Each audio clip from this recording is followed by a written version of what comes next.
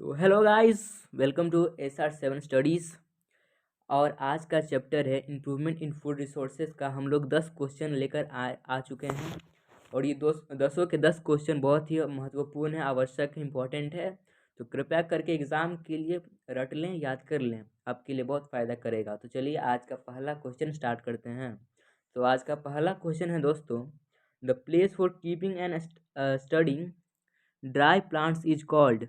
पहला ऑप्शन है arboreum, B वस्केलियम, सी herbarium, D museum.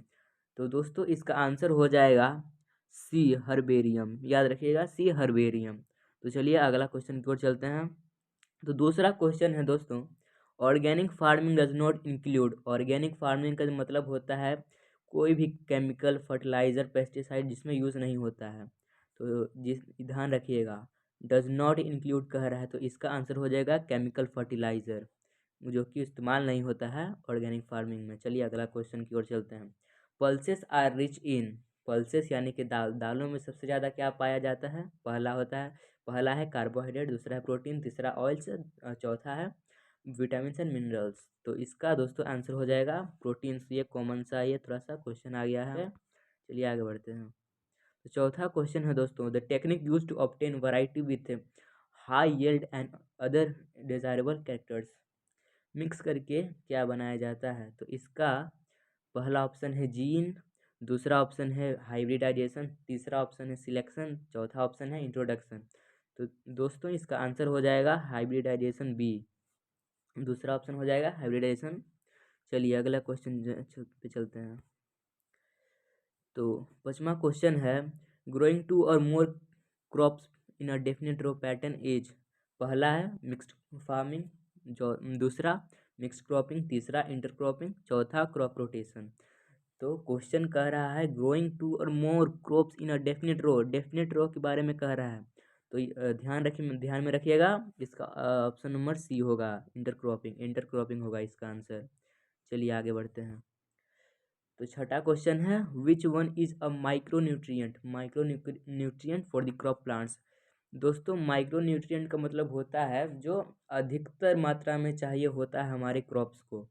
तो पहला ऑप्शन है कैल्शियम, दूसरा ऑप्शन है बी, तीसरा ऑप्शन है मैग्नीशियम, चौथा ऑप्शन है पोटेशियम। तो इसका आंसर होगा बी आयरन। बी आयरन होगा। चलिए अगला क्वेश्चन की ओर चलते हैं। तो सातवां क्वेश्चन है, the common bio fertilisers used in organic farming are. Margosa, pyrethrum, C और green manure, D nitrogen fixing bacteria यानी कि राइबोसोम्स एंड कैनोबैक्टीरिया। तो इसका आंसर हो जाएगा डी। याद रखिएगा, इसका आंसर होगा D, nitrogen fixing bacteria and cyanobacteria. चलिए आगे बढ़ते हैं। आठवां क्वेश्चन है, maximum milk yielding buffalo is.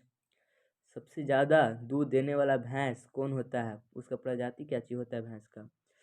तो पहला ऑप्शन है नागपुर, दूसरा है सुरती, तीसरा ऑप्शन है महसाना, डी मुर्रा।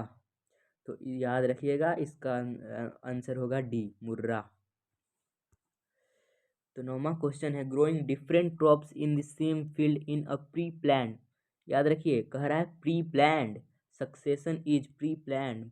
एक ही खेत पे बारी बारी साल दर साल होता है खेती, इसे क्या कहते हैं? Crop rotation. रोटेशन हो रहा है क्रॉप का, याद रखिए, याद रखिए।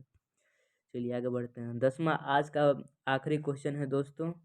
ऐसे ही सपोर्ट करते रहिए, हम आपके लिए बहुत अच्छा क्वेश्चन और लाते रहेंगे। और बस आपका सहयोग मिलते रहे तो हमें बहुत ही सपोर्ट मिलेगा। चलिए आज का आखिरी क्वेश्चन है, which of the following is the high milk yielding variety of काव। पहला ऑप्शन है हॉल्स्टीन, दूसरा ऑप्शन है डॉर्सेट, तीसरा ऑप्शन है सहीवाल और तीसरा है रेड सिंधी। सबसे ज़्यादा दूध देने वाला गाय कौन कौन सा होता है? उसका प्रजाति होता है, तो उसका होता है हॉल्स्टीन। याद रखिएगा, हॉल्स्टीन। तो धन्यवाद दोस्तों, आज का बस यही, जितना तक ही रखते हैं।